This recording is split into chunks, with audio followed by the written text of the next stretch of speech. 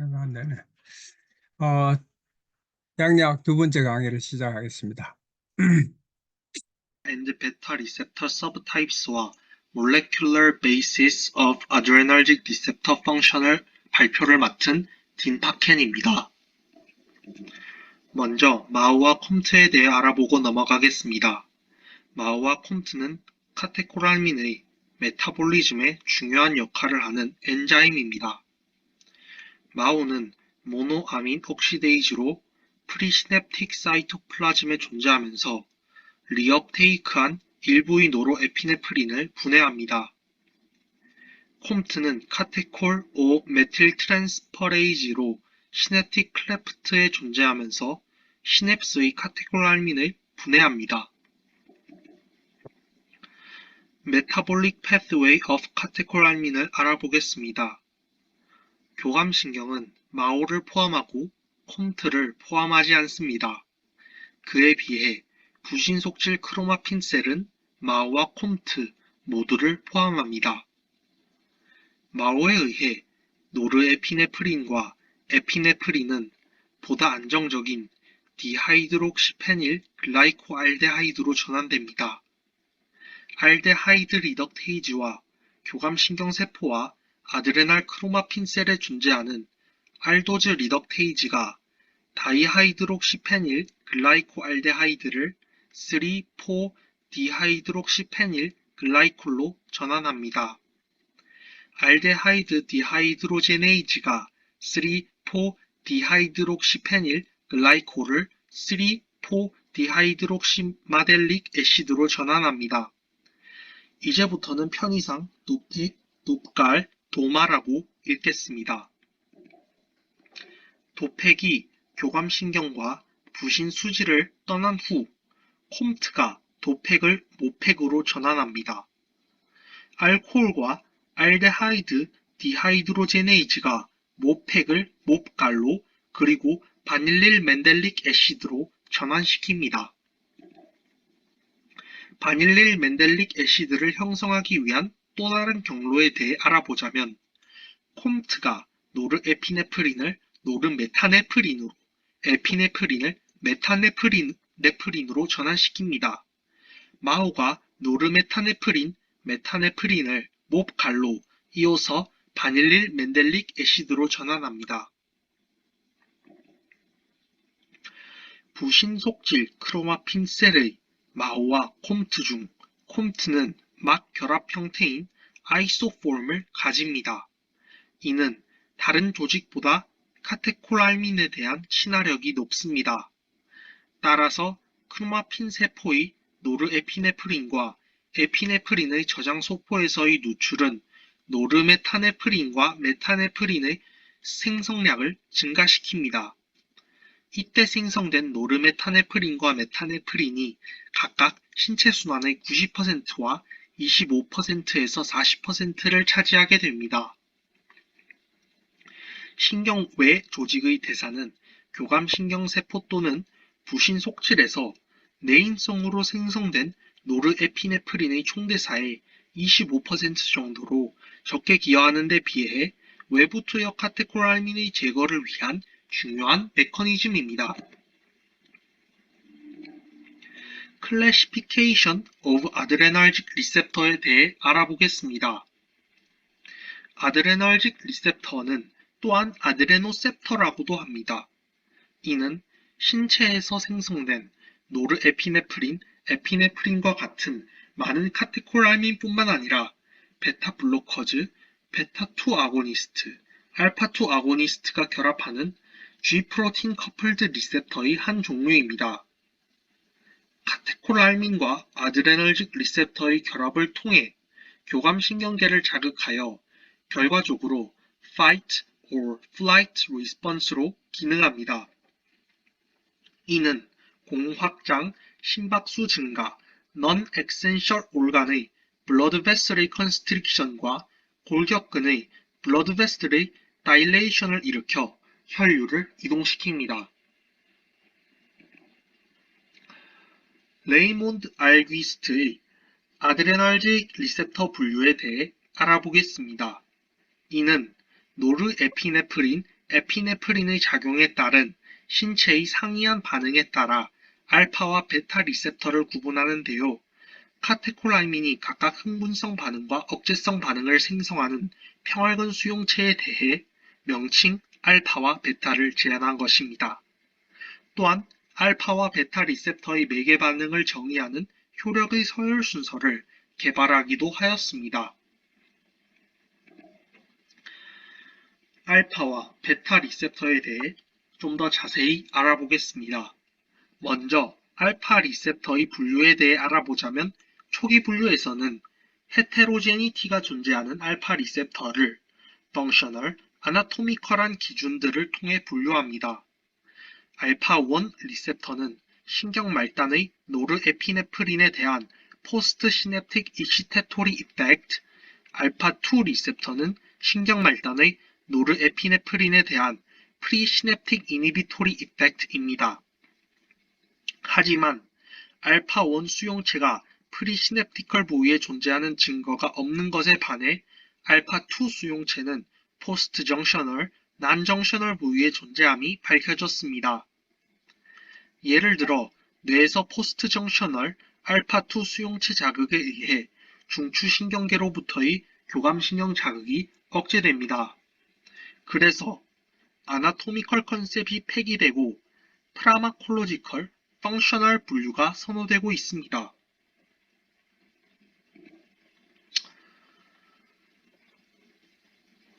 알파 앤드 베타 리셉터 서브 타입스에 대해 살펴보겠습니다.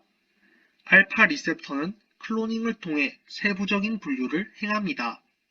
알파1 리셉터는 알파1A, 알파1B, 알파1D, 알파1L, 알파2 리셉터는 알파2A, 알파2B, 알파2C로 나뉩니다.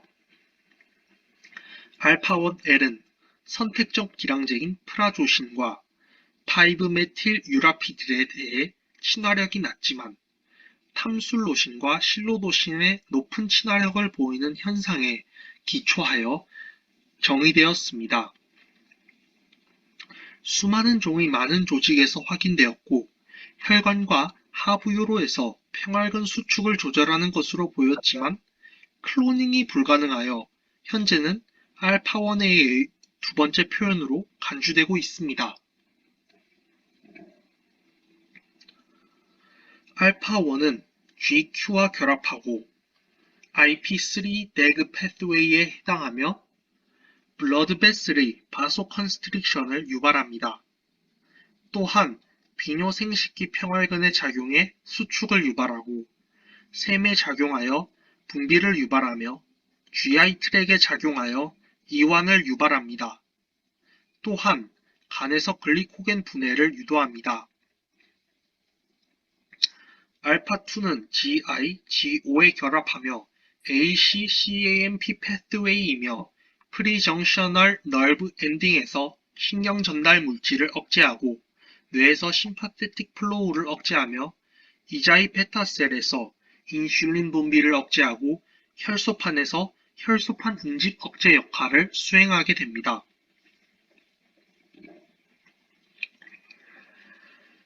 알파1 메커니즘에 대해 살펴보자면 알파1 리셉터와 노르에피네프린, 에피네프린이 결합합니다. 이때 에피네프린이 좀 더 높은 친화력을 가집니다. 알파1 리셉터와 결합된 GQ 단백질은 GDP를 GTP로 전환해 활성화합니다. 활성화된 GQ 단백질은 포스포라이페이즈 C를 활성화시킵니다. 활성화된 포스포라이페이즈 C는 PIP2를 IP3와 다이아실글라이세롤로 분해시킵니다. 다이아실글라이세롤은 프로틴 키네이즈 C를 활성화하여 결과적으로 칼슘 이온의 유입을 촉진시키고 IP3는 활면 세포체의 칼슘 이온의 방출을 촉진시킵니다. 세포 내 칼슘 이온의 농도의 증가는 민문이근의 수축을 유도하게 됩니다.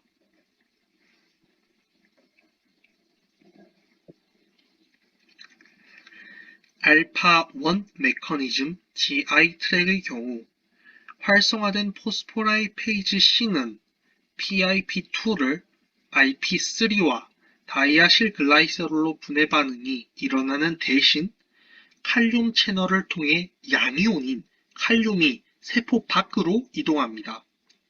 이를 통해 과분극이 발생합니다. 그래서 민문이근이 이완됩니다. 알파2 메커니즘에 대해 보자면 알파2 리셉터와 노르에피네프린과 에피네프린이 결합합니다. 이때 에피네프린이 더 높은 친화력을 가집니다. 알파2 리셉터와 결합된 GI 단백질의 G알파-I 서브유닛이 아데닐레이트 사이클레이즈 작용을 저해합니다. 아데닐레이트 사이클레이즈의 작용은 ATP를 CAMP로 바꾸는 것을 저해하는데 이는 CAMP의 pKa 활성을 저해하는 것이기도 합니다. 세포 내 칼슘 이온의 농도가 감소해 신경 전달 물질 분비가 감소하게 됩니다. G베타-I와 G감마-I 서브유닛은 칼슘 채널에 작용하여 칼슘 이온의 과분극을 유발합니다. 알파-1A는 스켈레탈 머슬의 아터리올이나 그 외 여러 혈관의 바소컨스트릭션, 심장의 구성과 성장에 관여하고 알파-1B는 주로 심장에 많이 분포하고 심장의 구성과 성장에 관여합니다. 알파-1D는 아올타와 코로나리스의 바소컨스트릭션, 알파-2A는 교감신경 억제와 스켈레탈 머슬의 프리캐필러리 베슬의 바소컨스트릭션, 알파-2B는 알파-2 바소컨스트릭션의 주요 메디에이터이고 알파-2C는 DA 뉴로트랜스미션이자 부신 속질의 호르몬 분비 억제 역할을 수행합니다. 베타 리셉터의 분류에 대해 살펴보겠습니다. 클로닝을 통한 세부적인 분류로는 베타 리셉터는 베타1, 베타2, 베타3, 베타4로 나누어집니다. 베타4 수용체의 존재가 제한되었지만 클로닝이 되지 않았으므로 베타4 수용체는 현재 베타1 수용체의 친화성 상태로 간주되고 있습니다.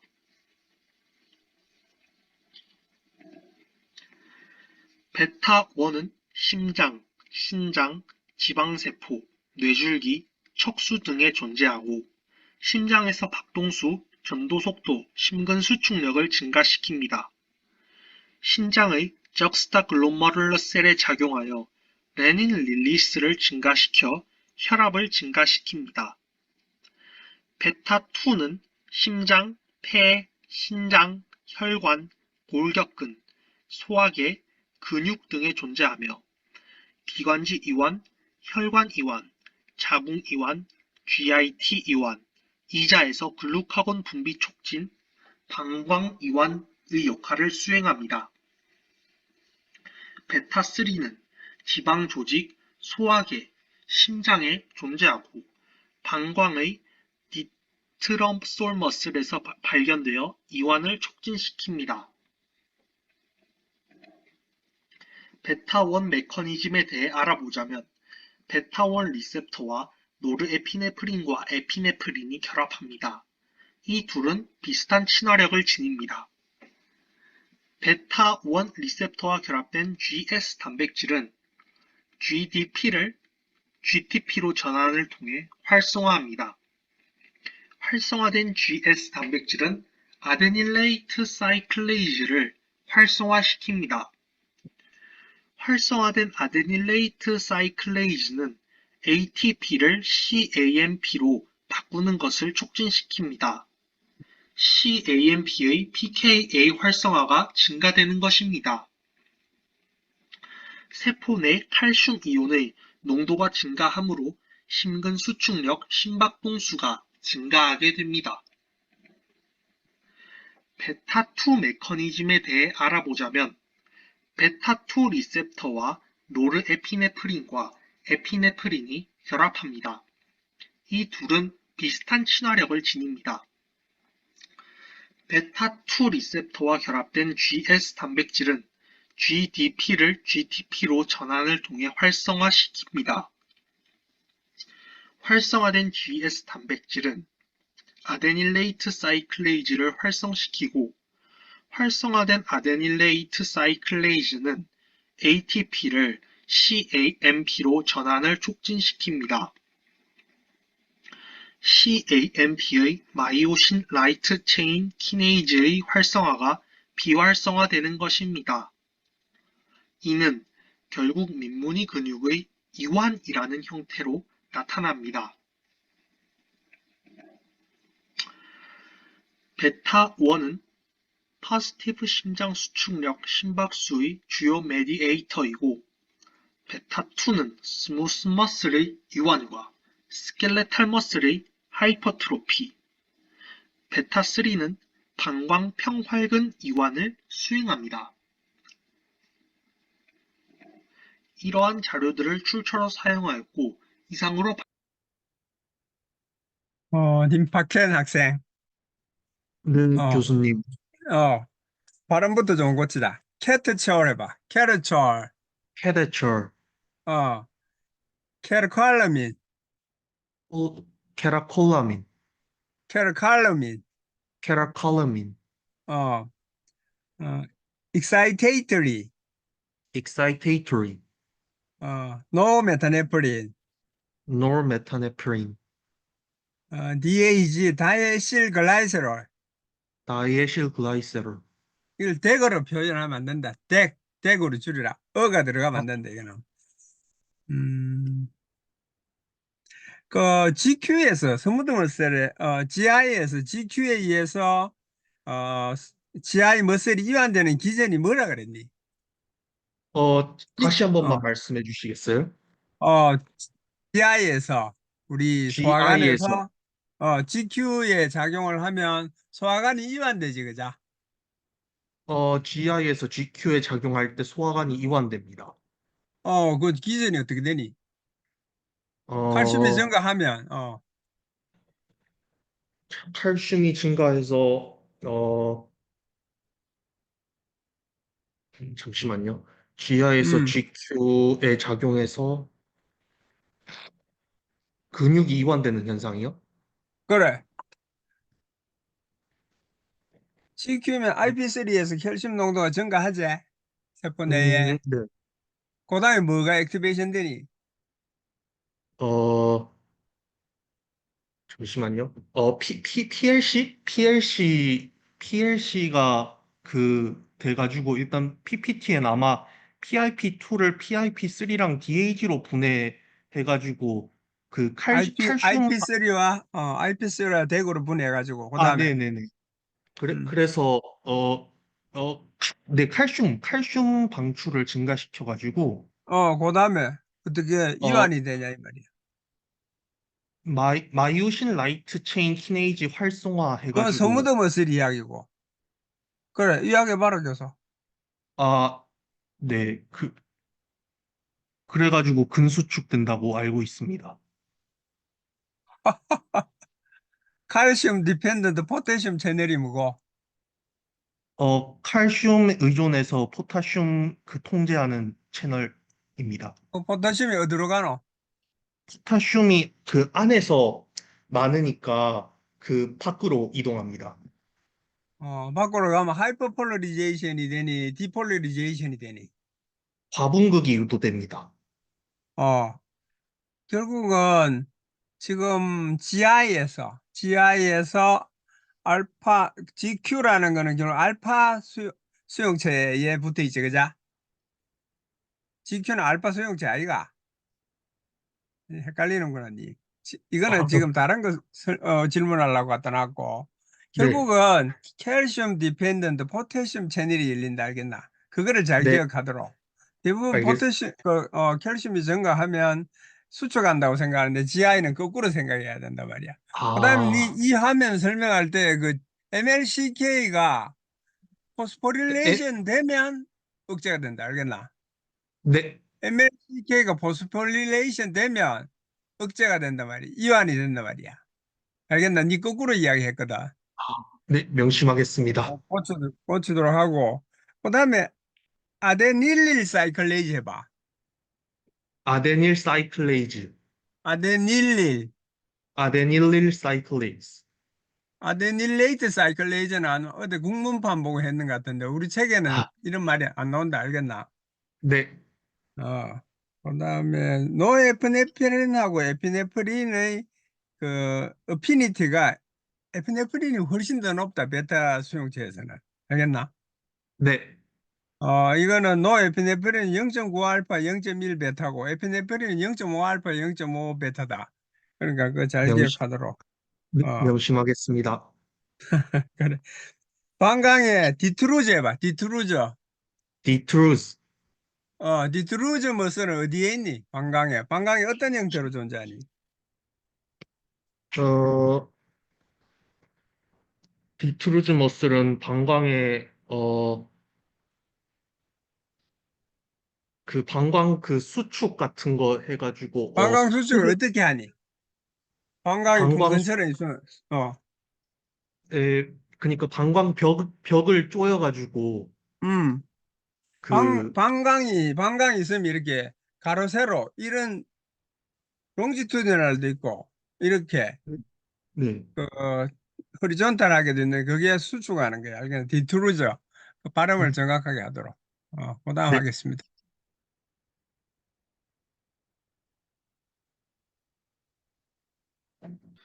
안녕하세요. 199페이지부터 200페이지 알파 아드레나르직 리셉터부터 Localization of adrenergic receptor까지 발표를 맡은 딘파켄입니다. 본격적인 발표에 앞서 기본적인 내용을 한 번만 짚고 넘어가고자 합니다. adrenergic receptor는 기본적으로 GPCR 즉 G 프로테인과 결합하는 수용체로 이는 많은 곳에서 신호 전달에 사용되는 수용체입니다. 따라서 구조적으로도 GPCR의 특징은 헵타 헬리칼 프로틴 막을 7번 통과하는 형태를 띠고 있습니다. adrenergic receptor는 3개의 메이저한 그룹으로 구분되는데 이는 알파1, 알파2, 베타로 각각 다른 종류의 G 프로틴과 결합합니다. 알파1은 GQ, 알파2는 GP, 베타는 GS와 주로 상호작용하며 adrenergic receptor 작용은 G 프로틴 매개 효과에 따른 세컨드 메신저의 생산과 이온 채널 활성의 결과라고 볼 수 있습니다. 알파1, 알파2, 베타의